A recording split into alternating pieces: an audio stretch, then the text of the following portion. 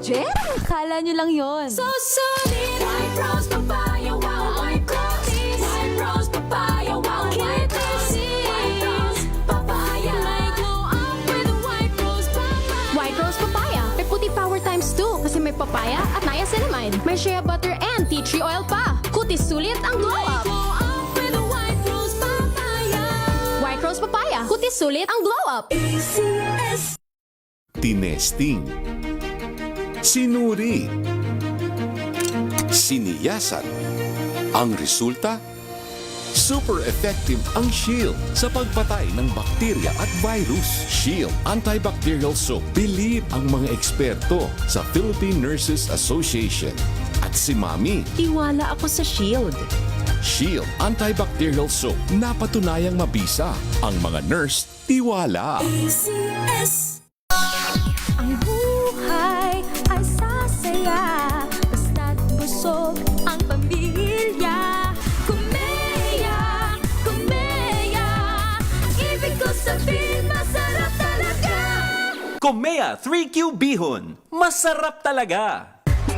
Galalala Falcon. Galalala Falcon. Ang bango ng sampayan. Tara na magsayawan. Calefabcon, amoy nakaka-joyful.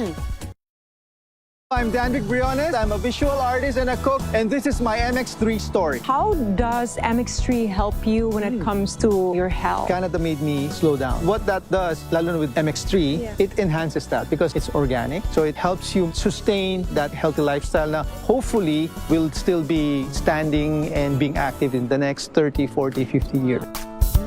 MX3, dito ako believe. Mahalagang paalala, ang MX3 capsule ay hindi gamot at hindi dapat gamiting panggamot sa anumang uri ng sakit. Galalala Falcon. Galalala Falcon. Ang bango ng sampayan. Tara na magsayawan. Calefabcon, amoy nakaka-joyful.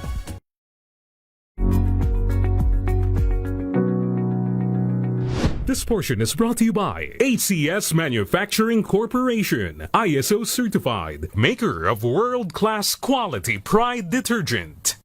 Kung ating titignan, natural o likas na sa atin ang sumulat. Bata pa lamang tayo ay tinuturuan na tayong sumulat upang mas madali nating masabi ang mga gusto nating sabihin at syempre upang matuto na rin. Ngunit sinasabi ng mga eksperto, ang simpleng pagsusulat pala ay isa na ring matatawag na therapeutic activity kung saan isang paraan para ito para mailabas ang ating stress at paraan rin para alagaan ang ating mental health. Sa pag-aaral ni Madeline Schoffel at mga kasama nito, sa 76 na family participants, 85% ang nagsasabing nakatutulong ang pagsusulat sa kanila upang matanggal ang kanilang stress. At 59% naman ang nagsasabing itutuloy nila ang gawaing ito.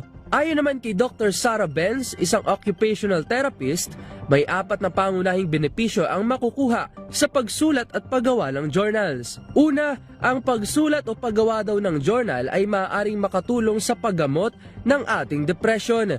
Ayon sa mga pag-aaral, ang pagsulat partikular sa pamamagitan ng expressive writing ay makatutulong sa pag-alis o bawasan ang sintomas ng iyong depression. Pangalawa, sa paraang pagsusulat ng mga positibong aspeto mo, pagsulat ng iyong kwento at past experiences, at pagbuo rin ng mga positibong pananaw mula dito, ay maaari na bawasan ang sintomas ng iyong anxiety. Ito ay tinatawag na positive affect journaling. Pangatlo, ang pagsusulat at paggawa ng journal ay maaaring bawasan ang sintomas ng may mga post-traumatic stress disorder o PTSD o yung mga taong may mga traumatic experiences at iba pang mental disorder. Panghuli, maaari rin itong i-improve ang ating tinatawag na self-distancing o ang abilidad ng isang tao na makapagmuni-muni mag-focus sa mga nakalipas na mga emosyon, labis na iniisip at pangyayari. Pagbibigay din naman ng mga eksperto, maraming pamamaraan para maging epektibo ang iyong pagsusulat. Ngunit nakadepende pa rin ito sa compatibility ng coping mechanism ng isang tao. Kaya naman, sa simpleng pagsusulat ng ating journals, mas matututunan nating i-appreciate ang ating sarili at success sa ating buhay. Mailabas ang ating mga saloobin na hindi natin kayang sabihin at maging instrumento rin ito upang tayo ay manatiling emotionally stable. This portion is brought to you by ACS Manufacturing Corporation, ISO certified, maker of world-class quality Pride detergent.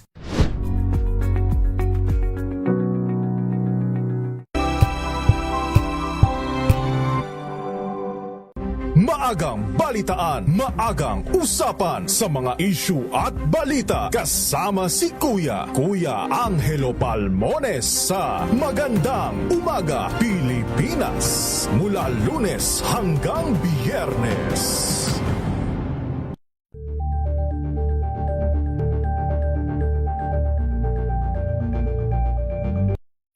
Mga balitang gigising sa inyong umaga. Mga balitang kailangan mong malaman. Mapapakinggan sa ACS Balita sa 2x2. Kasama sina Anthony Taberna at Jerry Baha. Lunes hanggang Biyernes. Angel po si Angelo Palmones nag-iiwan sa inyo sa magandang umaga. Maraming salamat. Life goes on! Nine, good morning, Lakay. Good morning, Sister At good morning. Magandang mainit na umaga. Angel po si Angelo Palmones nag-iiwan sa inyo sa magandang umaga. Maraming salamat. Pilipinas, una sa Pilipino. Unahan sa Pilipinas. Manila Broadcasting Company. DZRH. Member, kapisanan ng mga broadcaster ng Pilipinas. Ay, 16 na minuto na. Makalipas ang alas 5 ng hapon. Dahil ang pamamahayag kailangan laging patas. Ang pagtalakay ng bawat issue dapat laging parehas. Narito na ang balitaan at talakayang hihimay sa punot dulo ng mga issue. Bawat panig, ilalahad sa publiko. Programang DZRH Balansyado. Narito na ang mga balansyado sa pagbabalita at komentaryo sina Henry Uri at Karen Oyong.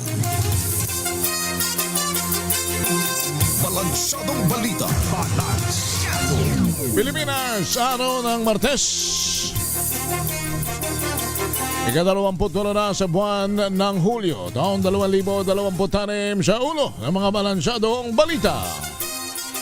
Dating House Speaker Martin Romualdez, pinagpapaliwanag na ng Ombudsman sa reklamong plunder at graft. Mga ebidensya sa pinaniniwalaang ghost project sa Taguig isinumiti na ni Senator Lacson sa Ombudsman. Meralco, nababahala naman sa kahilingan ng PBBM na alisin ang system loss charges sa kuryente. Kinatawan ng party list na kinasuhan ng graft dahil sa conflict of interest, nagpiyansa. Kumpanya na nagsupply ng bakal sa gumuhong hotel sa Angeles City, Pampanga ni Raid. Davao Oriental, binulabog ng lindol. Pagkamatay ng isang trainee ng Navy habang nagsasanay, iniimbestigahan na ng hukbo. At lolo kinuyog ng mga bubuyog, patay sa Leyte. Magandang hapon, Pilipinas. Kami ang inyong tagapagbalita. Ako po si Miss Karen Oyong. At Henry Uri. Sa detalye ng mga balita, pinagsusumiti na ng Office of the Ombudsman si dating House Speaker Martin Romualdez at iba pang sangkot sa kanilang counter affidavit bilang bahagi ng preliminary investigation kaugnay ng mga reklamo sa anomalya sa flood control. Ayon kay Assistant Ombudsman Miko Clavano, may 15 araw si Romualdez wala sa pagtanggap ng utos para magsumiti ng kanilang opisyal na sagot at depensa. Kapag nakapagsumiti na ang lahat, sinabi ni Clavano, saka pa lamang susuriin ng Ombudsman ang mga ebidensya upang desisyonan kung may sapat na batayan para isang pangkaso. Sa hiwalay na pahayag, nagpasalamat naman ng Ombudsman dahil binigyan sila ng kalayaang mag-imbestiga ng walang makikialam. Kahit pa humantong ang mga ito sa taong malapit mismo sa Pangulo. Samantala, kinikilala ng Office of the Ombudsman ang ulat ng Pangulong Ferdinand Marcos Jr. Jr. sa bayan tungkol sa ginawang investigasyon sa flood control project anomaly. Ayon kay Assistant Ombudsman Miko Clavano, nagpapasalamat umanong anti-graft body kay Pangulong Bongbong Marcos dahil hindi sila pinipigilan na gawin ang kanilang trabaho. Kahit umano kaalyado o malapit sa Pangulo ang matamaan ng investigasyon, ay hahabulin pa rin nila kung may mga ebidensya. Itong reaksyon ng Ombudsman sa binanggit ni Pangulong Bongbong Marcos sa kanyang SONA na malapit na umanong makasuhan ang kanyang pinsan na si dating House Speaker Martin Romualdez. Paliwanag ni Clavano, ganito dapat ang pagpapanagot o accountability, walang pakiusapan at walang palakasan. Samantala na isumiti na ni Senator Panfilo Ping Lacson sa Ombudsman ang mga ebidensya naman tungkol sa mga kahina-hinalang infrastructure projects sa Taguig City, ang balwarte ng pamilya Cayetano. Kumpiyansa ang senador na may sapat na katibayan para kasuhan ng plunder, malversation at paglabag sa Anti-Graft and Corrupt Practices Act ang mga nasa likod ng naturang anomalya. Bukod sa testimonial at documentary evidence, nakapaloob din sa dokumento na isinumiti ni Lacson ng official records mula sa government websites at iba pang galing sa reliable sources. Sinabi ni Lacson na ang anomalya sa infrastructure project sa Taguig ay kombinasyon ng makabago at lumang estilo ng corruption. Batay sa record, mula 2020 hanggang 2025, hindi bababa sa 14.4 billion ang tinanggap na alokasyon ng Taguig para sa mga tinukoy na project. Target naman ng National Bureau of Investigation o NBI na tapusin ang investigasyon sa umano'y anomalya sa 2019 SEA Games o Southeast Asian Games sa loob ng 3 hanggang 4 na linggo. Ayon kay NBI Director Attorney Melvin Matibag, susundan ito ng paghahain nila ng rekomendasyong kaso. Samantala, wala pa unang tugon ng Commission on Audit sa hiling ng NBI na certified true copy ng audit report nito sa Philippine Sports Commission, partikular ang may kaugnayan sa 2019 SEA Games at FISGO. Hinihintay din ng ahensya ang sagot ng Securities and Exchange Commission sa mga dokumentong may kinalaman sa FISGOC Foundation Incorporated mula noong 2017 hanggang 2026. Sa hawak ng mga dokumento ng NBI, tumanggap umano ang nasabing non-government organization ng 6.7 na bilyong piso na pondo mula sa PSC, Philippine Olympic Committee at Department of Budget and Management para sa 2019 SEA Games. Samantala, nababahala naman ang Manila Electric Company o Meralco sa panawagan ni Pangulong Ferdinand Marcos Jr. na alisin na ang system loss charges sa electricity bills ng mga consumer. Ayon kay Meralco Executive Vice President at CEO Ronnie Apirocho, dapat isailalim sa masusing pagtalakay ang naturang hakbang dahil sa posibleng epekto nito sa operational at financial status ng power distribution utilities. Sinabi ni Apirocho na bagamat nirerespeto ng kumpanya ang patakaran ng administrasyon, mahalaga na ikonsidera ang krusyal na papel ng system loss charges sa operasyon ng buong power industry. Sa kanyang katatapos na ika-5 State of the Nation address, pinanggit ng presidente na panahon na upang alisin ang system loss charges. Kailangan kumilos agad ang Kongreso at pagtibayin ang panukala na magbabawal sa mga distribution utilities na mabawi ang system losses sa pamamagitan ng pagpataw sa electricity bills ng consumers. Itong inihayag ni Representative Terry Ridon, Chair ng House Committee on Public Accounts. Ayon kay Ridon, dapat agad nang repasuhin ang mga umiiral na regulasyon sa panig ng Energy Regulatory Commission para mabawasan ang system loss charges habang hindi pa napagtitibay ang bill. Sa panukalang amyenda sa Piralo, dadaan ito sa Kongreso at walang katiyakan kung kailan ito mapagtitibay. Gate pa ni Ridon, ipagbabawal din ang recovery resulta ng inefficiency, palpak na maintenance, mga ninanakaw na kable ng kuryente at iba pa. 23 minuto na makalipas ang alas 5 ng hapon, duda naman si Vice President Sara Duterte sa pahayag ni Pangulong Bongbong Marcos sa kanyang SONA na makukulong ang mga sangkot sa flood control scandal, kabilang na ang pinsan niyang si dating House Speaker Martin Romualdez. Sa isang interview sa The Hague, Netherlands, iginit ni Vice President Sara na wala naman namanong natupad sa mga naunang pangako ng Pangulo na may makukulong bago magpasko noong nakarang taon. Dahil dito, payo ng Vice Presidente sa publiko na huwag nang umasang makukulong pa si Romualdez at ang iba pang matataas na opisyal na mapatutunayang sangkot sa korupsyon. Ginawa ni BP Sara ang pahayag kasunod ng ulat naman ni Pangulong Marcos sa kanyang ikalimang sona na malapit na ngang isampa ng ombudsman ang mga kaso laban sa dating House Speaker. Target naman tapusin ng Kamara ang pagbabalangka sa tax relief measure sa darating na Agosto. Kaugnay ito ng naging panawagan sa Kongreso ni Pangulong Bongbong Marcos sa kanyang sona na itaas pa sa 350,000 pesos ang threshold para sa income tax exemption. Ayon kay Congressman Miro Kimbo, chairman ng House Committee on Ways and Means, mahaba pa ang magiging proseso bago ito tuluyang maisabatas. Kailangan din umanong pag-aralan kung saan kukunin ang magiging revenue loss sa naturang tax exemption sa ilang mga manggagawa at maliliit na negosyo. Pakinggan po natin si Congressman Miro Kimbo. Hindi po ito pwedeng i-take up ng Senado hanggang di kami natatapos. Dahil tulad ng appropriation, ang tax loss po, kailangan manggaling sa amin. Kaya kailangan po namin bilisan. Ang unang hakbang lang po, inaantay namin yung pag-submit ng DOF ng kanilang centralized version. Kasi mangyari po dito is, hindi lang naman po ito yung magiging magagalaw pagdating po sa pagbubuwis. Ay pati po yung minimum tax ng ating mga maliliit na mga negosyante na 2%, ay inaalis na rin po yun. At kailangan din po natin makapaghanap ng iba't ibang sources din po ng new revenue. So ibabangga po natin ito. Kung mawawalan po tayo dito ng 42 billion, dito po sa pagtaas ng tax exemption, kailangan po natin ma-recover yon sa iba't ibang mga produkto.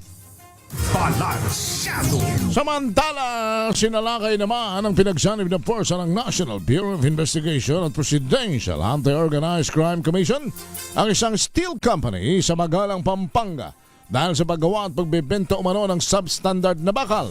Ito ay ang Shuazing Steel Incorporated sa barangay Nabaling. Ang naturang kumpanya ang sinabing supplier ng mga bakal na gumawa naman ng hotel sa Angeles City at Gumaho na may 24 nang namatay at 30 katao naman ang nasugatan. Armado ng search warrant na natagpuan sa loob ng steel company ang nasa 3 bilyong pisong halaga ng radioactive bearing at substandard na finished steel products. Sinabi ni NBI Director Melvin Matibag na 4 ang naaresto at halos 400 manggagawa na binubuo ng 347 ng mga Pinoy at 37 Chinese ang nailigtas mula sa hazardous condition.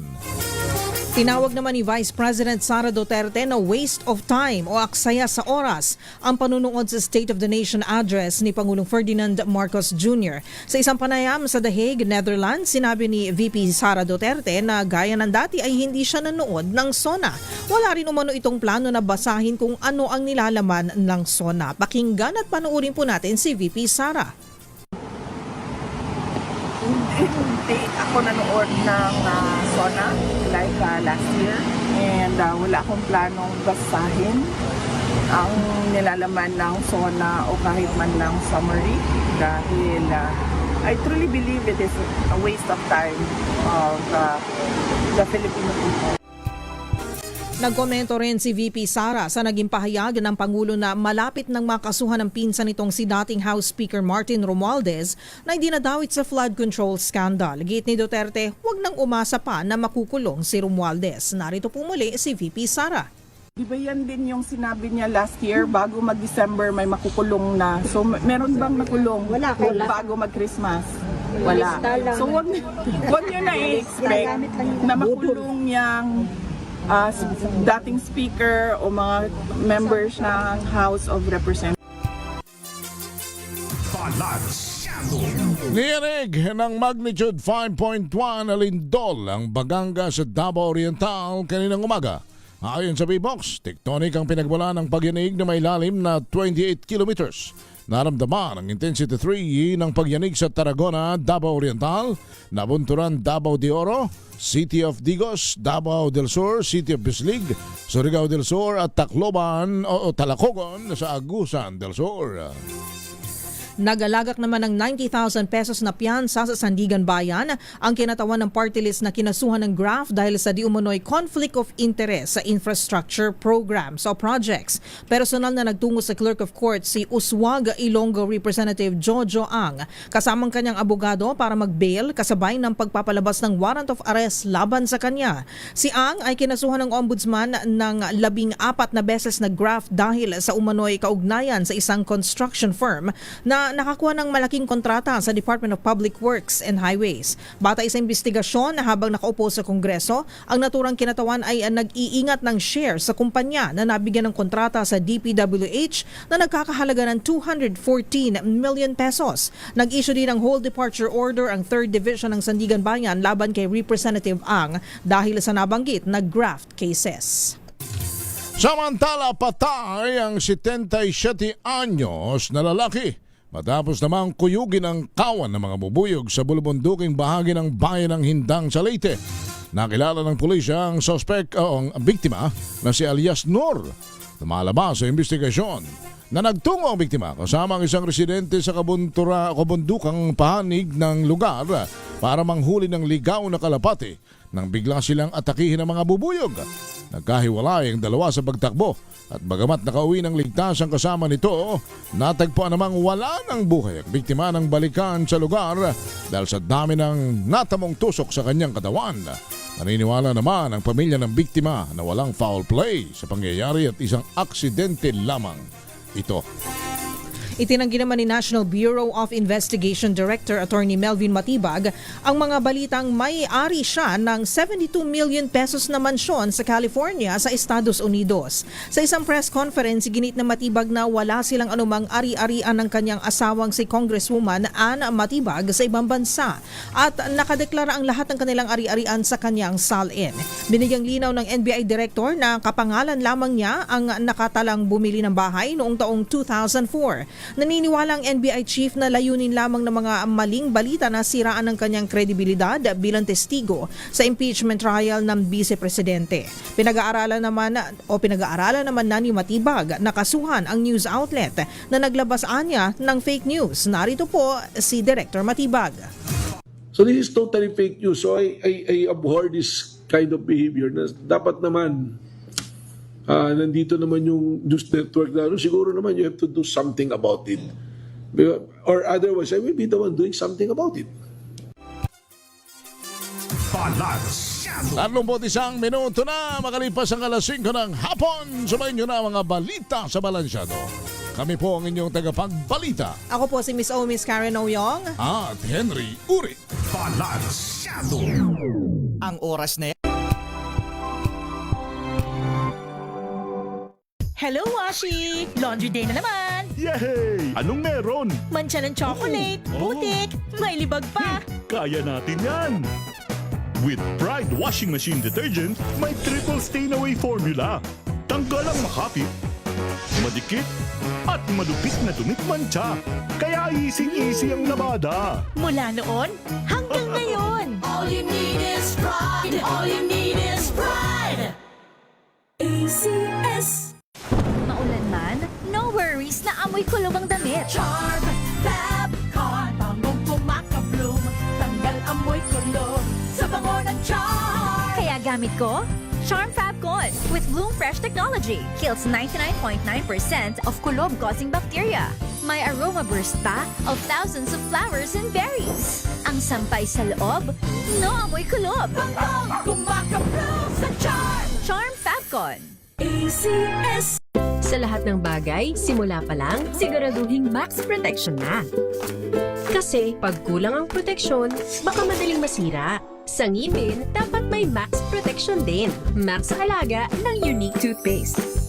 With Max Protect Formula, help stop cavities before they start, while keeping breath fresh. Try unique maximum fluoride protection. Para max alaga, max protektado. ACS.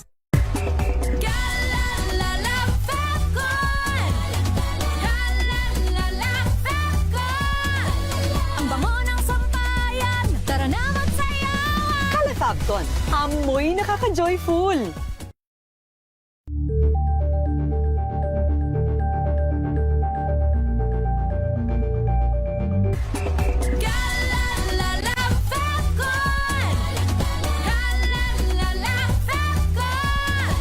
Ang bango ng sampayan, tara na magsayawan. Kala Fabcon, amoy nakaka-joyful.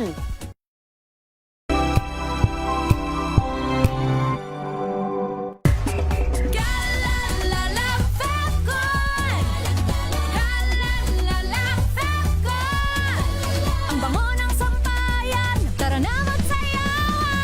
Fabcon, amoy nakaka-joyful.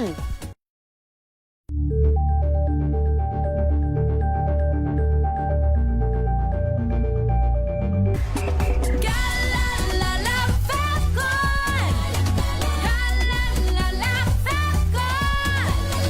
Ang bango ng sampayan, tara na magsayawan! Kala Fabcon, amoy nakaka-joyful.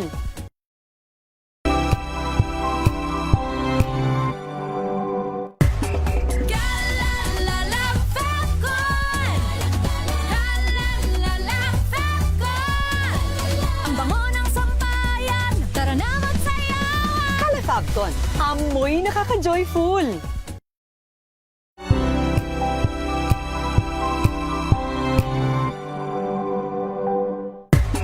Galalala Fabcon! Galalala Fabcon! Ang bango ng sampayan, tara na magsayawan! Kala Fabcon, amoy nakaka-joyful.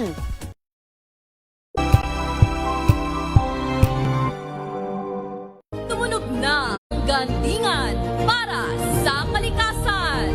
Ang nagkamit ng parangal bilang Best News Anchor ay walang iba kundi si Angelo Palmones ng Magandang Umaga Pilipinas, DZRH Radio 666 kHz.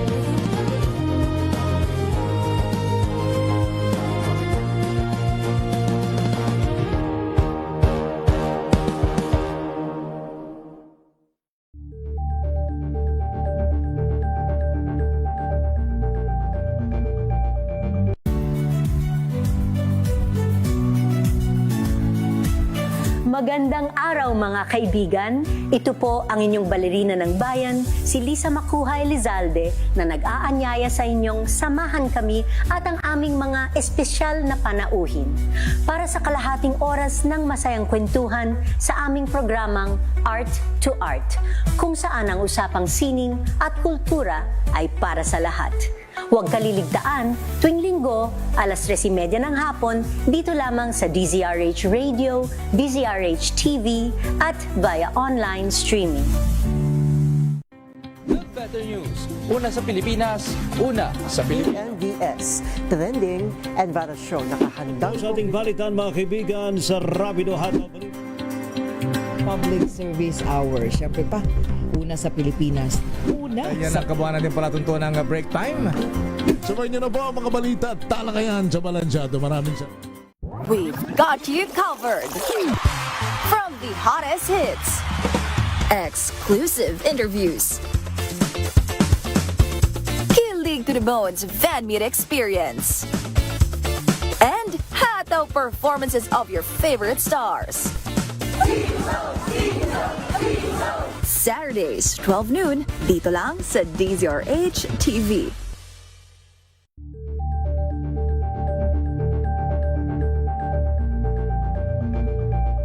Curious ka ba sa maraming bagay? Kami na ang bahala dyan. Aalamin, tutuklasin at bibigyang linaw namin ang mga katanungang bumabagabag sa inyong isipan. Sa programa kung saan ang bawat sagot ay galing lamang sa mga eksperto. Ang Expert's Opinion, tuwing linggo alas 3 ng hapon, dito lang sa DZRH TV. Samahan niyo po ako hanggang 7:30 ng gabi.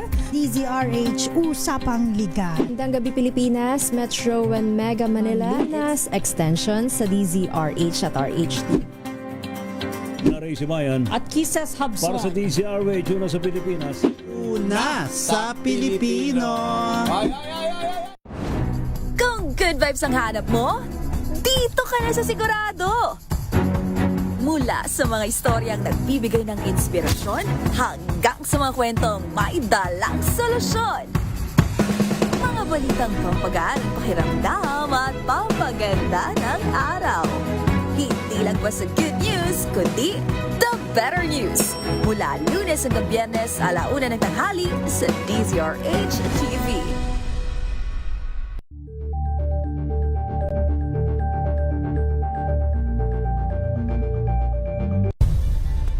Nagsimula sa pangarap hanggang sa maabot ang tagumpay. Iba't ibang kwento, iba't ibang mukha ng atletang Pilipino. Mas pinatindi, mas pinalakas, at mas pinaaksyon sa Match Point tuwing Sabado, 12:30 ng tanghali sa DZRH TV.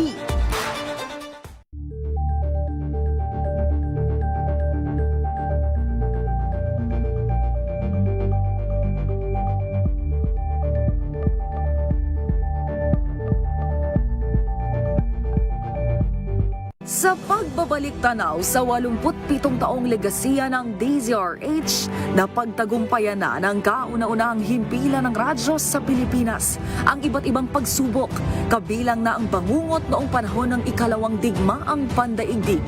Impormasyong naihatid ng himpilang KZRH ang siyang naging kaagapay ng mga Pilipino at nakasama hanggang sa nakamit ang kalayaan. At nang muling mapas sa kamay ng mga Pilipino ang kasarinlan, nagbukas din ang panibagong yugto para sa himpilan. Mula sa KZRH na kalaunay naging DZRH, ang mga balita at impormasyon ang nagsilbing gabay ng mga Pilipino. Naging hudyat ito ng panibagong simula at patuloy na paglago, kasabay ng pagsilang ng mga programang nag-iwan ng bakas sa kasaysayan at sa puso ng bawat Pilipino.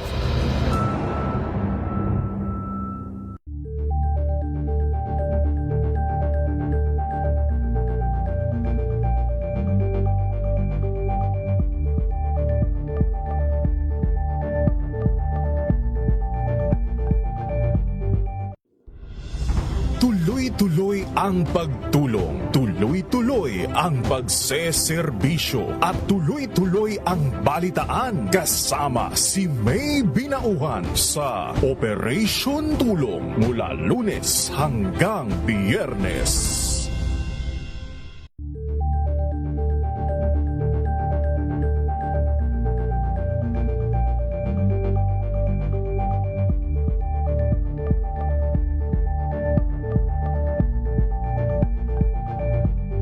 Ngayong ika-87 taon ang kauna-unahang himpilan ng radyo sa Pilipinas, ang DZRH, patuloy pa rin magbabalita, magseserbisyo at magbibigay pag-asa sa iba't ibang sulok ng bansa. 1994 nga nang inilunsad ng One Nation, One Station sa inisyatibo ni MBC Media Group Chairman Mr. Fred J. Elizalde. Naabot ang nasa 97% ng populasyon sa Pilipinas gamit ang nationwide satellite broadcast. Patunay ang 20 relay stations mula Luzon, Visayas at Mindanao sa patuloy na dedikasyon ng DZRH. At saka ho yung mga naghahakot ng kalakal na ang gamit na sasakyan ay kinakargahan ng diesel. Ha? Nagpakarga na ba kayo? Abe, ngayon palang araw na ito, pumalo ang taas ng diesel ng 7.30. 7 pesos and 30 centavos per liter ito, partner. Tapos yung gasolina, pumalo po ng 6 pesos and 80 centavos. Habang yung kerosene ay 4.20.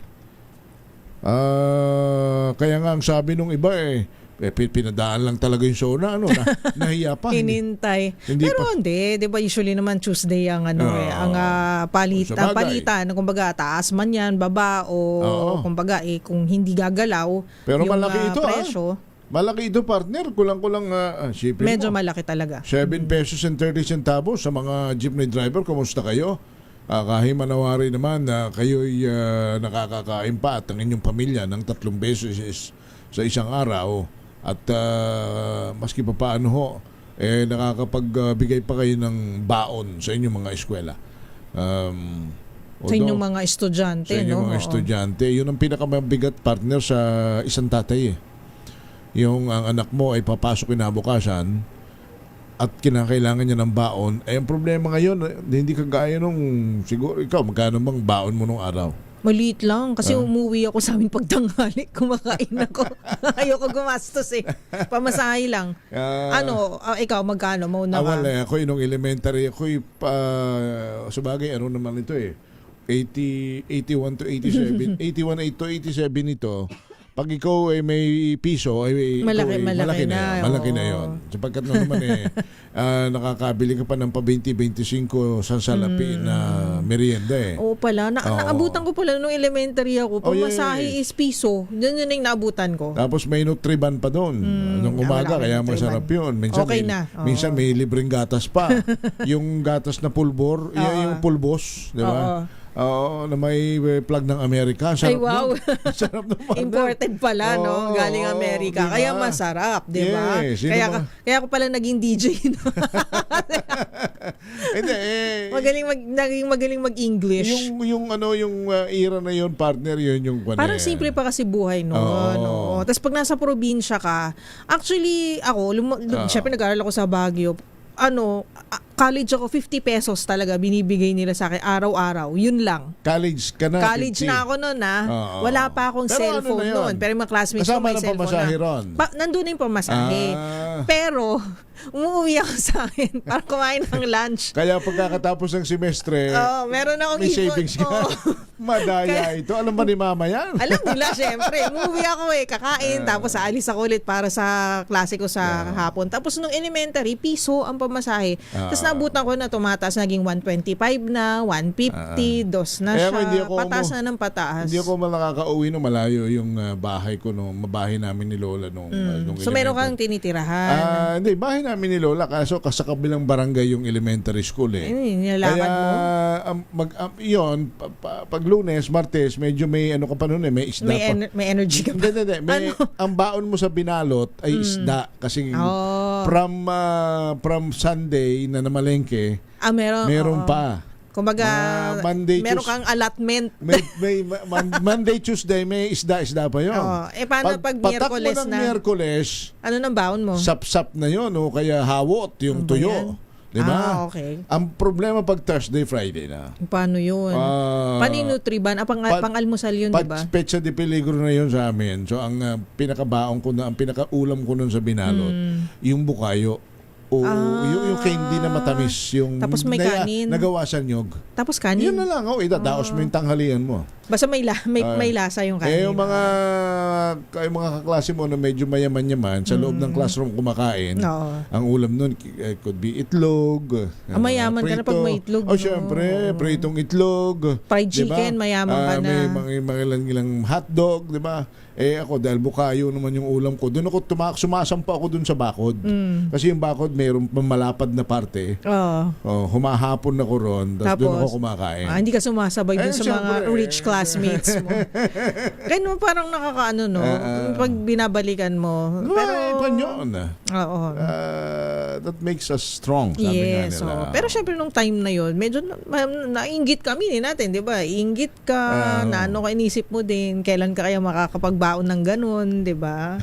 Pero, ayun, nakakatulong yung mga ganung experiences din. Pero diba? kung titingnan mo, yung hirap ng buhay noon, yung hirap ng buhay ngayon, nakakatalo lang yan kung ikaw ay masipag o ikaw ay tamad eh. Oo. Kasi pag talagang pangkal ka at hindi mo ibababag ang katawan mo sa trabaho, ay talagang mahihirapan ka sa buhay, partner eh.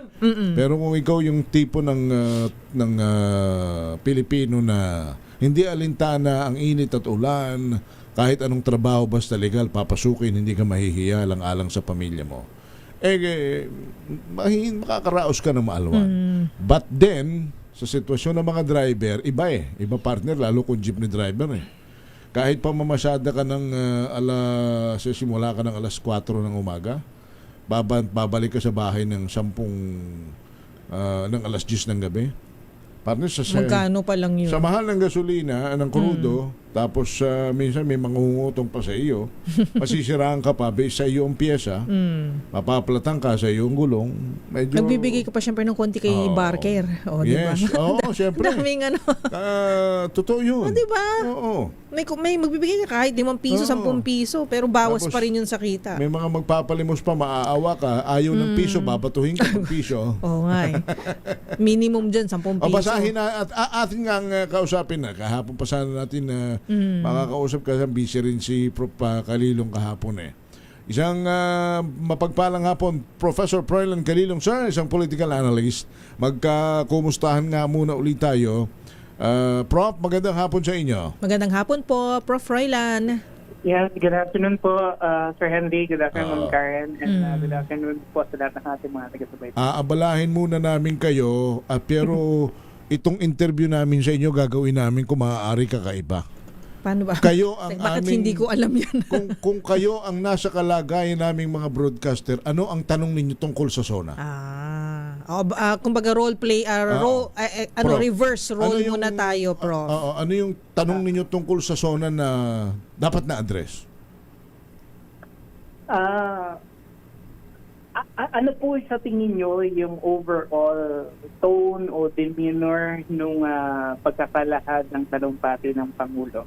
At paano po ito sa tingin nyo na itawid sa ating mga Pilipino? Kumbaga, naintindihan ba ito? Naramdaman ba ito? Ano bang ibig sabihin? Diba yung overall tone? Ano ba yung gustong message na gustong ipahatid? Tama ba, Prof. Froilan? Ng buong mensahe. Na-communicate ba ng maayos? Pero sa tingin ninyo, Prof, kayo na rin ang aming pasasagot. Dahil tinanong nyo, sagutin nyo. Biglang gano'n. Joke lang, Prof. Pero ayan, kidding aside, Prof, katatapos nga lang po ng pag-deliver ng State of the Nation address ni Pangulong Bongbong Marcos kahapon. Ito po ang kanyang ikalima. No? So, can we just get siguro yung question nyo nga po kanina, yung tone. May ano ba ang sa tingin ninyo ang tono ng pag-deliver at yung nilalaman din ng SONA ni Pangulong Bongbong Marcos? Prof. Froilan, sir. Well, para sa akin, it's a bit deliberate, cautious, and quite defensive, no, yung naging tono ng ating Pangulo. May mga pagkakataon kasi, no, dito sa kanyang talumpati na talagang unang-una niya kaagad na siguro binigyang diin yung issue ng corruption. And I think this is primarily because alam niya na isa ito sa pinakamahalaga na sinisingil or sisingilin talaga sa kanya ng taong bayan. I think maganda naman yung naging latag noon. It's just that mukhang kulang, no, na si Martin Romualdez lamang yung kanyang binanggit. And kung titignan natin, for the longest time, di ba, talaga namang sinasabi natin that Martin Romualdez is actually implicated, pero ngayon lamang talaga magkakaroon ng sabihin na natin, paggulong yung investigasyon laban sa kanya. No? And ang nakakalungkot din dito or nakakabigla, no, yung demeanor kung paano to tinanggap ni former Speaker Martin Romualdez. Kung maalala natin, several months ago, nagkaroon siya ng parang interview, no, parang tell all, no, so tell the people, something like that, na binanggit niya that if he will go down, then he will take people with him. Pero ngayon parang kalmado tsaka composed yung kanyang naging pagtanggap dito sa gagawing investigation laban sa kanya, which, maybe some of our countrymen are thinking baka meron ng prior agreement na ilatag at ginamit lamang siya para gawing mas kapanipaniwala yung SONA dahil nga may public clamor yung taong bayan regarding this flood control. Pero kung titingnan natin, mas maganda kung mas marami sana mga pangalan na nandun din sa plenaryo ngayon, ang mga ilan sa mga kontratista na congressmen at involved din naman dito sa issue na to. On that note, partner and Prof. Froilan, paano kung halimbawa ganito ang naging naratibo ng Pangulo? Masakit man sa aming damdaming magkakapamilyang Marcos at Romualdez, ang akin hong pinsan na si Martin Romualdez na dating speaker ay akin na hong pinakakasuhan batay sa mga ebidensyang nakalap ng ombudsman. At hindi lamang ho ang aking pinsan, kayong mga senador na narito, kayong mga congressman na narito, maging ang aking anak na sinasabing merong pagkasangkot dito, mga dati kong mga cabinet members na sinasabing nakinabang din sa flood control anomaly, kayong lahat ng tumanggap ng umano'y mali-maleta. Kung ang dating sinabi ko sa inyo ay mahiya naman kayo, ngayon ang sasabihin ko sa inyo ay may kalalagyan kayo. Paano kung gano'n ang naging naratibo? Well, kung ano po ang kanyang binanggit, panigurado po, no, talagang palakpakan ng taong bayan. Pero yung mga maaring nandoon sa plenaryo, maaring pagkabigla magiging nasa kanilang mga mukha, no? Primarily because yun nga po, no, medyo mahirap talaga, no, para sa Pangulo na gawin ito, lalong-lalo na may mga kaalyado talaga siya na involved dito sa flood control. At alam naman natin, no, mayroong mga nagtuturo na mismong siya ay kasama at nakibahagi din dito sa issue na to, no. So hindi kumbaga parang hindi natin po pwedeng sabihin that it's only Martin Romualdez who should take all the blame, ano, because apparently may mga iba pang nagtuturo, no, all the way to Malacanang, and I think this is what the president saying is trying to prevent, no, from happening. Pero yun nga, kung ganun po hypothetically ang naging tema at nilalaman ng kanyang talumpati, I'm sure, no, talagang magsasaya ang pusang bayan ng Pilipino. Pero kung ganito nga po, no, na si Martin Romualdez lamang ang iimbestigahan, no, ito nga po ang operative term doon, iimbestigahan pa lang. So hindi natin alam kung ano mangyayari eventually, no. Sa akin kasi, sana kung gaano kabilis na ipakulong yung mga kumakalaban sa administrasyon. Apparently, sila rin naman yung mga kumakalaban sa ng mga nagtataguyod ng flood control investigation. Sana ganun din kabilis, no, na maipakulong yung mga kaalyado ng Pangulo na involved din dito. So, dun sa nabanggit nyo, Professor Froilan Calilong, sir, alin po dun sa tingin ninyo? Yung deliberate, cautious, or defensive? Pero mukhang dun po tayo sa pinakahuli. Tama po ba? Well, basically kasi, no, kung titignan natin, wala akong narinig na mga konkretong polisiya at bagong programa na inilatag ng Pangulo, no. It's basically more about continuity, continuing the programs that have been laid out from the past year. Itutuloy lamang ito, no, sa ngayon, ano. Kasi kung titignan natin, umutang tayo na naman, ano, ng panibago sa World Bank, no. This is an addition to our almost 18 trillion or more than 18 trillion foreign debt already as of now. Pero dapat kasi nakakarga na rito at nabanggitan ng Pangulo na dito to gagamitin para sa ganitong programa. You see, the past, the next 2 years, supposedly kasi legacy building na to eh. Ang problema, hindi ko alam kung anong legasiya ang gustong iiwan ng Pangulong BBM because, to be honest, wala talaga namang flagship program na maituturing na talagang dito matatak yung kanyang panunungkulan, ano? Not even agriculture, not even rice self-sufficiency, not even infrastructure. Nga, nagkaroon pa ng flood control scandal. So, wala akong nakitang masyadong bago, no, na gusto niyang ilatag sa atin. Actually, it's quite ambitious pa nga, no, yung binabanggit niya na magpapadala tayo ng rocket ship sa outer space. No, I think that's very, very ambitious because I think deliberately, you know, he's trying to give us the idea that we could reach greater heights, which I believe is okay. Insofar as motivational speech are concerned, I think that's fine. Pero ang punto is, napapanahon ba? At kaya ba natin? Kasi kung meron tayong mga problemang kinakaharap ngayon, problema sa kalusugan, problema sa pagkain, problema sa taas ng kuryente, problema sa inflation, problema sa kawalan ng hanap buhay, I think yun muna ang dapat tuunan ng pansin, hindi yung mga masyadong ambisyoso na mga vision, ano, na medyo mahirap talaga, no? Mahirap. Hindi, pero partner Prop, may mga inuulat na rin naman siya, mga accomplishment, and he mentioned different figures. Pero kung kayo, batay sa inyong panonood at sa inyong pagkakita, may nakita naman din kayo na positibo, yes. masasabi namang nakinabang ang tao sa bagay na yun.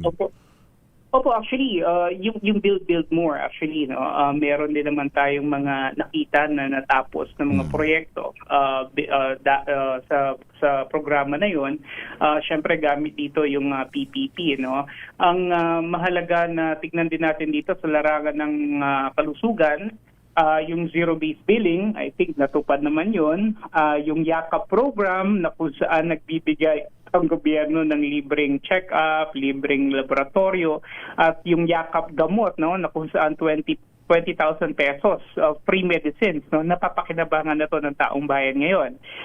May mga hakbang din naman na ginawa, no, particularly sa health, sa education sector, na sa tingin ko naman nararapat dahil napakalaki ng budget na inallocate para sa health sector, no? That's 700 billion, ano? So I think these are some good measures, no, or some good programs na nagawa naman ng ating Pangulo, no, nung nakaraang taon. Pero medyo na-overshadow kasi talaga to, no, ng issue, particularly sa corruption, issue ng matinding inflation dahil sa crisis, lumalalang sitwasyon ng ekonomiya, mahinang economic imperatives na nararanasan natin ngayon, yung mga oligarkiya na nagpapahirap sa ating bayan sa mataas na singil ng kuryente, mga tollways, and many others. No? So ito yung talagang masasabi nating hindi nagbigay ng konkreto at agarang solusyon ng Pangulo.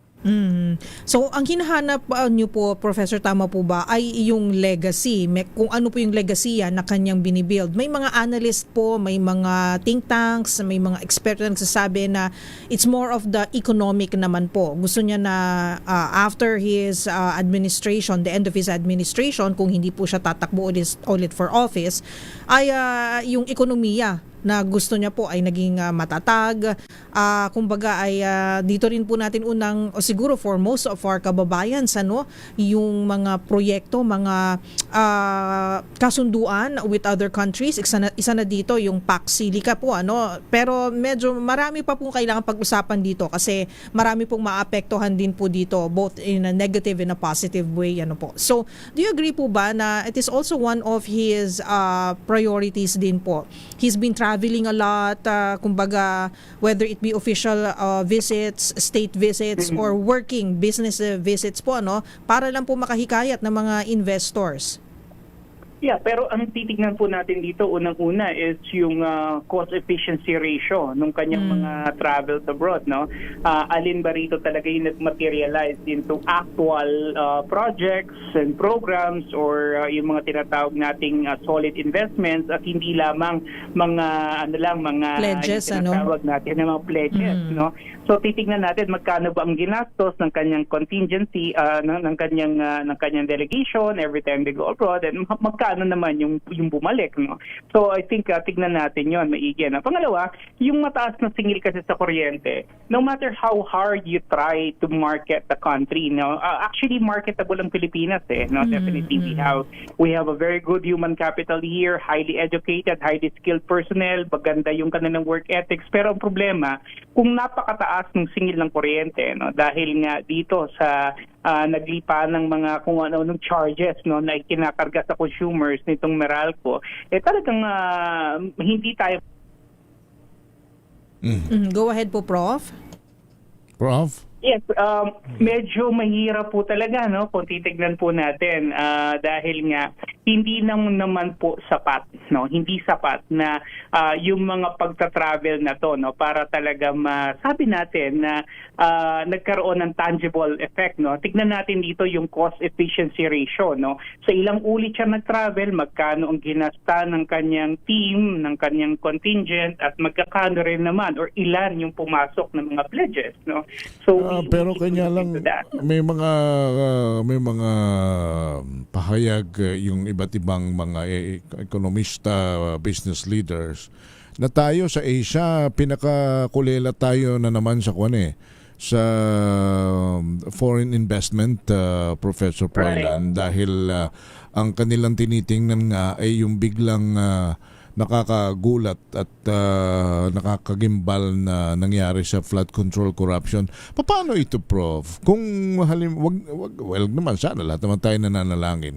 Kung talagang walang mapanagot dito at yung sinasabing mastermind na si Ginoong Martin Romualdez ay hindi naman talagang tuluyang mapapakulong at mapaparusahan at mababalik yung mga perang nawala, anong mangyayari? Paano lilisan ang Pangulo ngayon at anong klaseng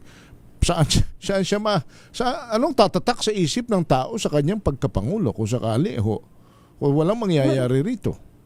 Well, maliwanag po na hindi niya nabago yung impresyon na nakatali, no, nakatatak sa kanilang apelyido.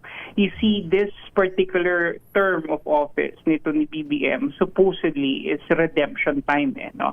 Ito sana yung pagkakataon na pasinungalingan niya yung mga binibintang sa kanilang pamilya for the longest time. Pero kung aalis siya sa kanyang panunungkulan na hindi ito mariresolve, definitely there will be an erosion in public trust, hindi lamang sa gobyerno, no, kundi sa kanya bilang isang pinuno. Dahil unang-una, it's not just a question of how bad the country is being run. No? It's also a question of how integrity has been very much compromised in his administration.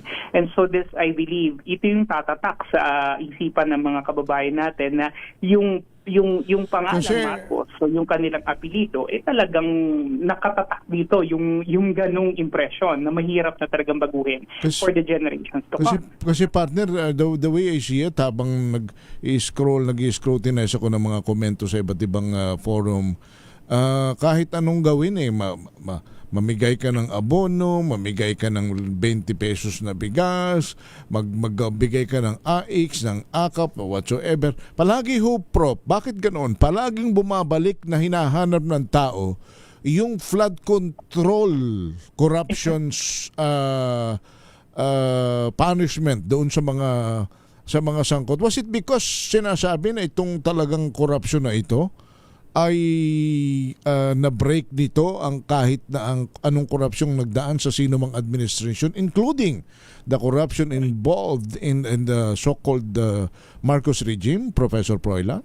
Yeah, definitely, no. Kasi kung titingnan natin, this is really the biggest, in the history, I mean, it already amounted to trillions of pesos, So, talagang malaki to, kung titingnan natin. Pero more than the amount, I think it's dito kasi sumasalamin, sa flood control, yung talagang kawalang pakialam ng gobyerno doon sa nararanasan ng mga kababayan natin, lalo na yung mga mahihirap nating kababayan na nasasalanta nito, Again, it's not just a question of survival. It's a question really of life and death. Na kapag binaha ka, pupwede ka talagang mawala, pupwede kang mamatay. So hindi lang tayo basta pinagnakawan dito ng pera, kundi pinagnakawan din tayo ng buhay. Lalong-lalo na yung mga namamatay nating mga kababayan kapag may mga pagbaha. At alam naman natin, paulit-ulit ito because this is a cycle. Paulit-ulit nating itong maalala, especially kapag panahon ng tag-ulan.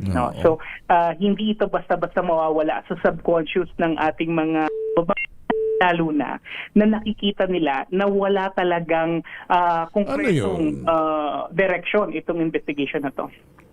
Oo. Ano yung partner? Kahit na mamigay ka nga ng libreng bigas, bigyan mo ng babaan mo ang tax ng babaan mo ang taxable bracket. Wala, hindi ho ito, hindi magagamot ito.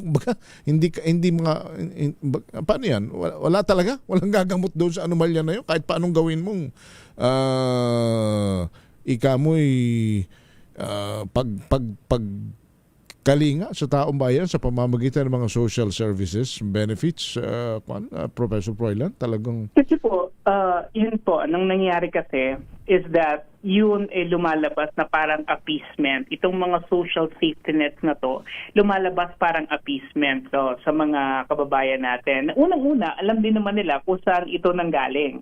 Pero ang mas tinitignan kasi nila is kung ano pa yung mas malaki na bahagdan na nawawala na sana na ibibigay din sa kanila pero pinagkakitaan at ibinulsa lamang ng ilan. Kaya mas masakit yung tanggapin para sa kanila na mayaman pala tayo, marami pala tayong pera pero naknang ewan, kinuha nila lahat. Tapos ito lang ang bibigay sa atin, mga nalang kumagat barya-barya, tingi-tingi lamang, tapos sila nasa kanilang malalaki na amount. So yun mahirap talagang tanggapin para sa ating mga kababayan. Lalong-lalo na ngayon na ang mga nakukulong yung mismong mga lumalaban sa flood control, para sa kanila talagang may paglilihis at may pagtatakip na nangyayari, at pag may pagtatakip at ibig sabihin, merong talagang baho na talagang pilit na tinatakpan. At ito yung gusto nating malaman.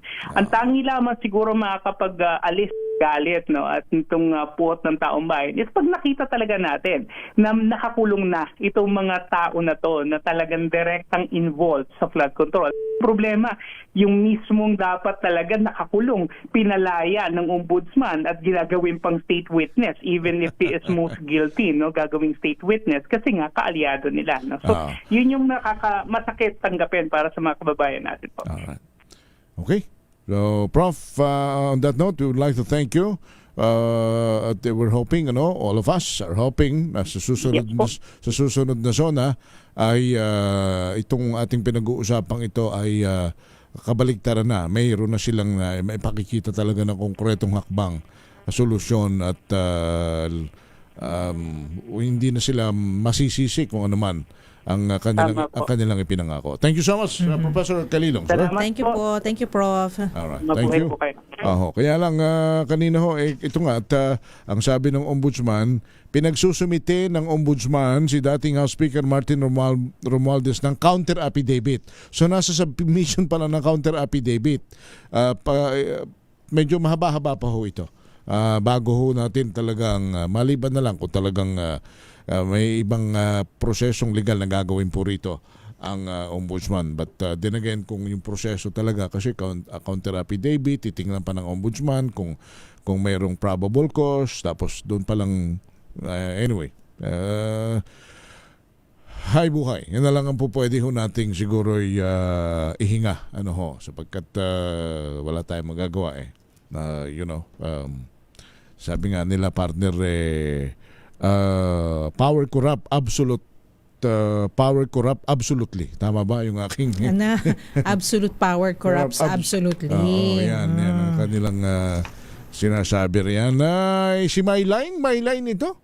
Talagang Myline ang kanyang pangalan. Myline Jamili ba? Myline o Mylini? Oo, ng Negros Occidental sa ating Makinig maigi! Ito na ang chance mo na manalo ng instant 500 pesos kapag narinig mo na ang mahiwagang kring-kring. Tingnan mo na ang iyong cellphone, baka ikaw na ang susunod naming winner sa kring-kring panalo malakas sa telepono. Paano sumali? Bisitahin ang Facebook page ng DZRH, fill up pa ng Google Sheet na nakapin sa DZRH FB page at hintayin ang aming tawag sa telepono. Kring-kring na! Ay, nasa linya na natin si Miss, paano ba nga? Myline Hamili ng Negros Occidental. Hi, Ma'am Myline. Myline, hello po. Anong pronunciation? Paano namin babanggitin ang pangalan mo? Pwedeng May na lang. Myline? Hello po. Hello? Myline. Mukhang wala siya sa linya. My devotion. Hello. Myline.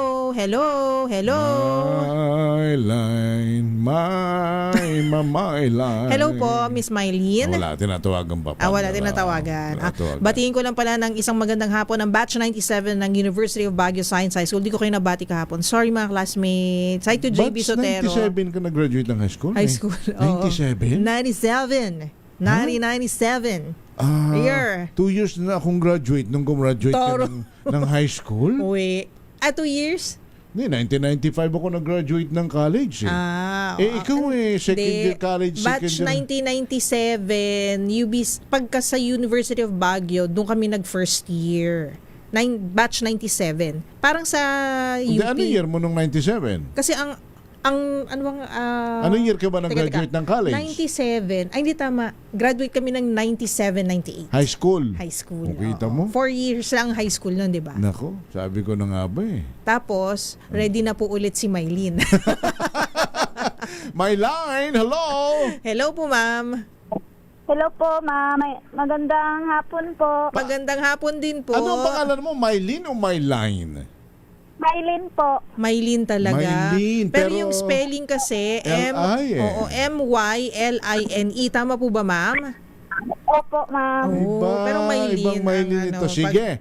Maylin Ito Hanili. na ang tanong ni Ate Karen. Ito na, Ma'am Maylin, ano po ang istasyon ng radyong numero 1 at number 1, lalong-lalo na sa mga taga Negros Occidental. Kaka-celebrate lang natin ang ating 87th anniversary ngayong taon. Ma'am Maylin?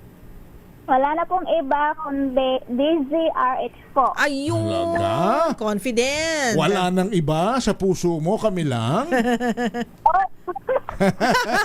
At dahil dyan, meron kang 500 pesos in GCash. Congratulations Thank po, you! ma'am! My line! Salamat samantala muna! Ay, flash report. Report!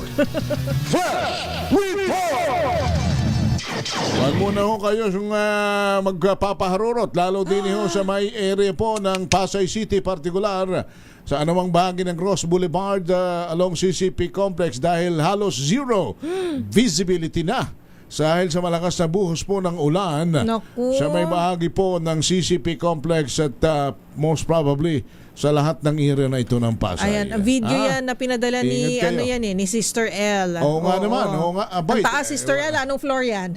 Ang taas. Oo. Madilim nga. kita mo Makapalang ulap. Oo, mo si Sister L. nasa...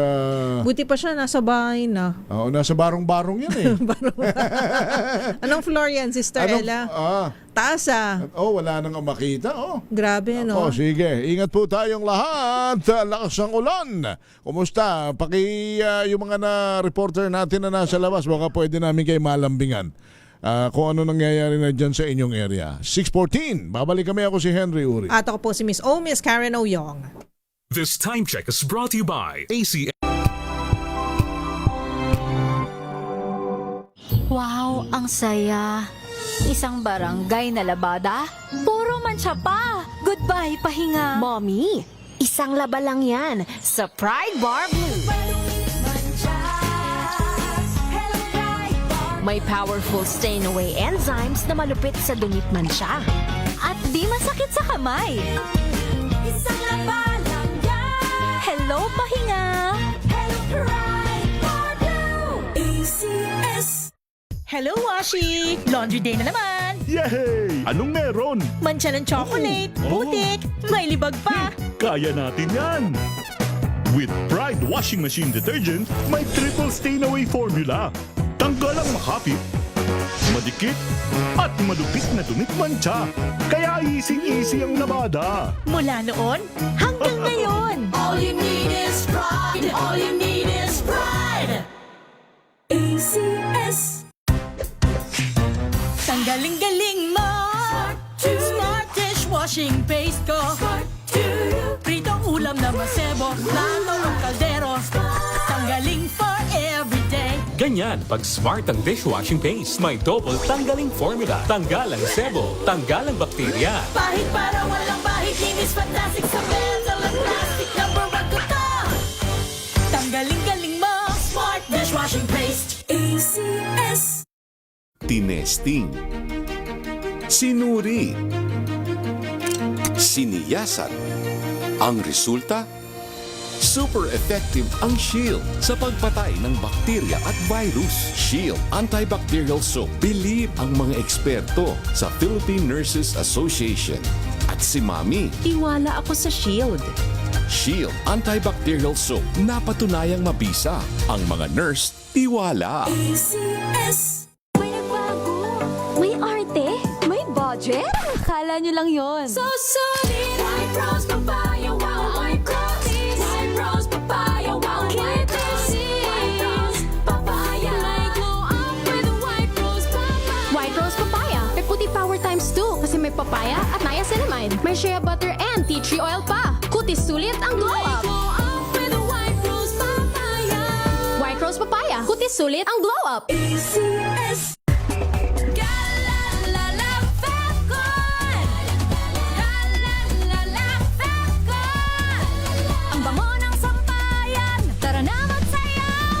Fabcon, amoy nakaka-joyful!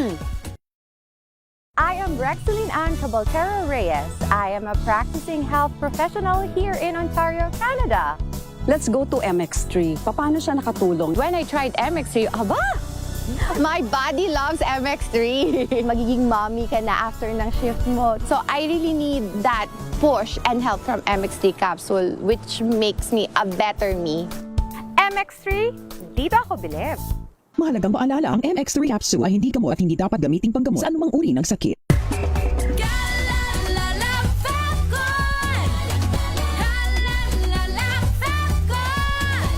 Ang bango ng sampayan, tara na magsayawan. Kalafagton, amoy nakaka-joyful.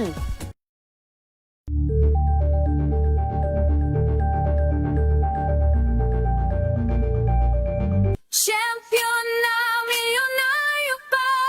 Pagkakataon mo na namang manalo ng 1 million pesos tax-free dahil eto na naman ang champion na milyonaryo pa. At ngayon, may papremyo na rin kami para sa inyong mga suking sari-sari stores. Ilagay sa isang malinis na papel ang iyong complete name, age, address, contact number at pirmahan. Maaari din ilagay ang iyong suking sari-sari store at ang kanilang address at contact number. Ilagay sa isang white legal-sized envelope na nakipag na rin man sa mga required proof of purchase o POP. Ang tamang bilang ng empty sachets, wrappers o mga pouch ng mga sumusunod na makikita sa official website and Facebook page ng Champion na Milyonaryo Ba, Champion Bar, Champion Powder, Champion Liquid Detergent, Champion Fabric Conditioner, Champion Dishwashing Liquid at Champion Dishwashing Paste. At sa labas ng envelope, ilagay ang Champion na Milyonaryo Pa, ang POP na ginamit at ang MBC radio station na iyong pinakikinggan. Ihulog ang iyong entry sa mga drop boxes na matatagpuan sa iyong mga favorite MBC radio stations. Mas maraming entries, mas malaki ang chance mong manalo. 1 million pesos tax-free ang pwede mong mapanalunan sa Grand Draw. Libo-libong piso ang ipamimigay sa mga weekly draws na gaganapin sa mga MBC stations nationwide. At may pa-champion gift box pa para sa iyong suking sari-sari stores. Champion na Milyonaryo Pa. Brought to you by Champion. Walang gimmick, tapat po sa inyo.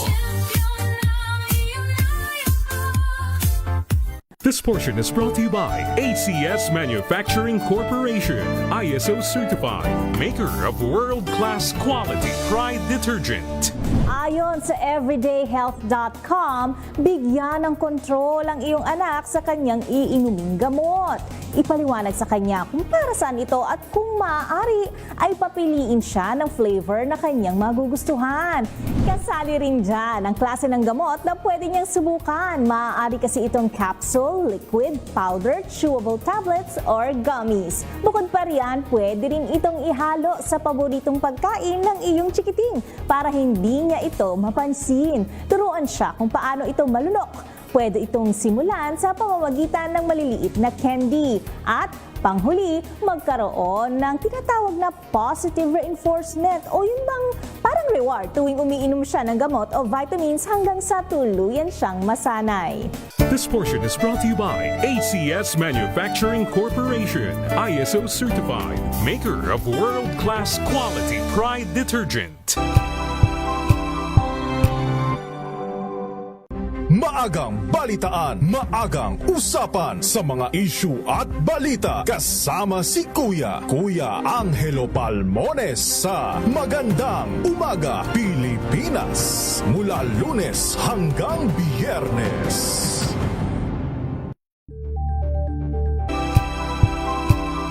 Nga pala partner. Bukas, maaga ka. Labanan na naman ng ng patalino.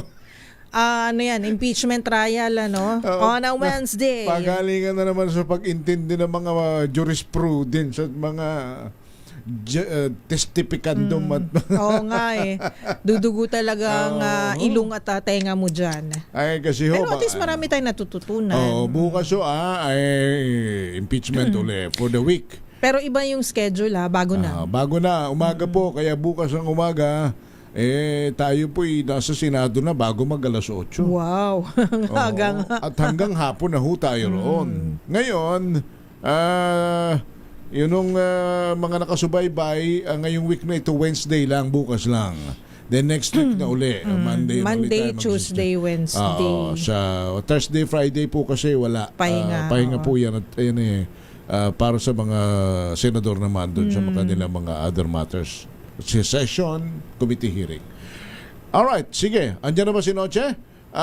Situationer sa Pasay City. Noche, exact 2-0 mo. Yes, Henry, umuulan pa rin ngayon dito sa may lungsod ng Pasay, kaya yung ilang mga delivery riders o maging yung mga motorista na gumagamit ng motorsiklo ay biglang sumilong dito sa may bahagi ng Roas Boulevard dahil sa buhos ng malakas na ulan. Kanina dito naman tayo sa may Maynila ay tumigil na yung ulan, pero maitim pa rin ang kalangitan na Henry at Miskay. Nagbabadya na namang bumuhos yung malakas na ulan.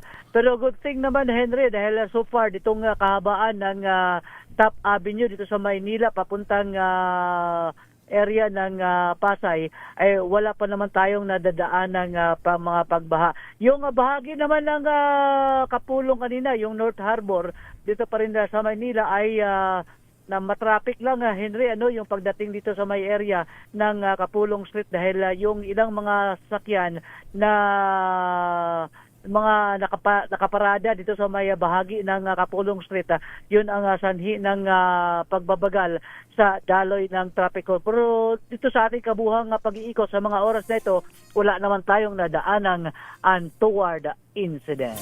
Aristo 7, Chikakas DZRH, una sa Pilipinas, una sa Pilipino. Maraming salamat, Noche Kakas. Samantala, manifestation ng prosecution na article by article ang presentation ng mga ebidensya ng parehong prosecution at depensa natanggap na ng impeachment court. RH28 Raymond at Baas, ibalita mo yan, Raymond. Kinumpirma ni Attorney Reginald Tonggol na siyang spokesperson ng impeachment court na natanggap na ang manifestation ng prosecution na gawing article by article ang presentation ng ebidensya ng prosecution at depensa. Ayon kay Tonggol, pabor ang prosecution na sa tuwing matapos sila sa presentation of evidence sa bawat articles of impeachment, ay agad na susunod na magpresenta ang panig ng depensa bago sila magsimula ng bagong articles of impeachment. Ang hihintay na lamang ay ang tugon ng panig ng depensa o mga abogado ni Vice President Sara Duterte. Sabi ni Tonggol, sakaling makapagsumiti na ng manifestation ng depensa ay maaari na itong desisyonan ni Presiding Officer Francis T. Escudero bukas bago sila tumawid sa presentation ng Article 1 hinggil sa hindi tamang paggamit ng confidential funds. Kung sakali at papabor ang depensa sa kagustuhan ng prosecution ay posibleng makansela ang presentation bukas ng Article 1 at sa Lunes ay ang depensa ang magpipresenta ng kanilang ebidensya sa Article 4 o ang ginawang pagbabanta ni VP Sara kay Pangulong Bongbong Marcos, First Lady Lisa at dating House Speaker Martin Romualdez. Ito si RH28 Raymond Dadpas para sa DZRH, una sa Pilipinas, una sa Pilipino. Thank you, Raymond. Samantala, National Bureau of Investigation sinisilip na kung may kinalaman sa SONA ang pagsabog sa Department of Justice at natagpo ang IED sa tapat ng Senado. RH28 to RH15, Giselle Ricaport. Giselle. Sinisilip na National Bureau of Investigation kung may kinalaman sa State of the Nation address ng Pangulo ang pagsabog sa labas ng DOJ at ang natagpo ang improvised explosive device sa labas ng Senado kahapon. Ayon kay NBI Director Atty. Melvin Matibag, biniberipika na nila ang anggulong ito sa tuwangang Presidential Anti-Organized Crime Commission. Isinasalang na anya nila sa forensics yung mga nakuwang ebidensya sa kambal na security incident. Sabi ba ni Matibang, nagsasagawa ng Bureau ng backtracking at nire-review na rin yung mga CCTV footage upang matukoy yung pagkakakilanlan ng mga salarin. Wala pang natutukoy na person of interest sa insidente kahapon. Pakinggan natin sa NBI Director Atty. Melvin Matibag. So sa ngayon, we are looking at the CCTV in the area also. So we can get the lead. Siguro the next question, i-advance ko na rin, parang ito yung testimony ko. Bakit kaya ginawa? So we can only somehow second guess na this is somehow connected to the State of the Nation of the President. So those are all subject of investigation. Those are all theories that we yet to validate. And I'm also seeking the help of Yusek Benji Acordon in this matter. Alas 12:17 ng hating gabi kahapon, nagkaroon ng pagsabog sa labas ng DOJ compound habang nadiskubre naman yung IED sa labas ng Senado ilang oras bago yung ulat sa bayan ng Pangulo. Una nang sinabi ng PNP na malaki yung posibilidad na magkaugnay yung dalawang insidente at maaring panakot lamang ito. Ito si Giselle Ricafort para sa DZRH, una sa Pilipinas, una sa Pilipino. Maraming salamat, Giselle Ricafort. Samantala, DILG nagbabala sa mga kawani nito laban sa pagtanggap ng regalo at pabor kapalit ng serbisyo. RH23, Edwin Duque. Balita mo yan, Edwin. Karen, pinalalahanan ng DILG ang lahat ng mga opisyal at kawani nito na magpaigpit ay pinagbabawal. At may kakulang parusa sa ilalim ng mga biral na batas ang pagiging ng mga solicitation, pagtanggap ng mga regalo, pabor at iba pang mga bagay na may katumbas na halaga ito'y kaugnay ng kanilang mga opisyal at tungkulin.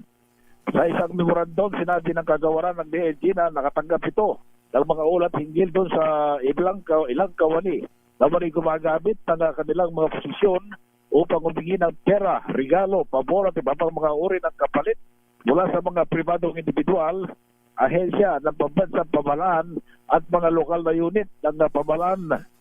Binigyan natin ng DILG na ang katungkulan sa pamahalaan ay isang tiwala ng bayan at ang integridad, pananagutan at profesionalismo ay dapat anyang manatiling pundasyon ng serbisyo publiko. Muling pinalala ng DILG na ang Section 7 ng Republic Act number 6713 o ang Good of Conduct and Ethical Standard for Public Official and Employees ay tahasang nagbabawal sa mga opisyal at kawani ng pamahalaan na humingi o tumanggap ng direkta man o hindi ng anumang regalo, pabor at libang at pautang o anumang bagay na may katumbas na halaga habang ginagampanan ng kanilang opisyal na tungkulin kaugnay sa anumang transaksyon at maaring maapektuhan ang kanilang gawain sa kanilang opisina. Samantala, Miss Karen, itong border ng bahagi ng Fairview at Bulacan ay bumagsak na yung malakas na ulan at nararamdaman na rin dito sa bahagi pa rin ng Caloocan ang napakalakas na ulan na kanina ay napakaitim ang kalangitan na ngayon ay nakakaranas na ng malakas na ulan maging itong bahagi ng Kamanaba. RH23 Adlito kinagulat sa DZRH, una sa Pilipinas, una sa Pilipinas. Thank you, Edwin. Samantala, taas buwis sa vape sweetened beverages at single-use plastic. Isusulong sa kamera. RH12, Milky Rigunan. Milky. Ipinapanukalang dagdagan ng buwis na ipinapataw sa vape, sweetened beverages at single-use plastic. Ayon kay Marikina Representative Miro Kimbo, chair ng House Committee on Ways and Means, ang dagdag na buwis ay gagamitin sa mawawalang kita mula sa mungkahing tax relief package sa mga manggagawa. Sabi ni Kimbo, 50 billion pesos ang mawawala sa kita ng gobyerno kapag naibigay ang tax relief package batay na rin sa pagtaya ng Department of Finance. Dagdag pa ni Kimbo, kapag itinaas ang tax-exempt ceiling sa 13th month pay at iba pang mga bonuses, aabot sa 50 billion pesos ang mababawasan sa government revenues.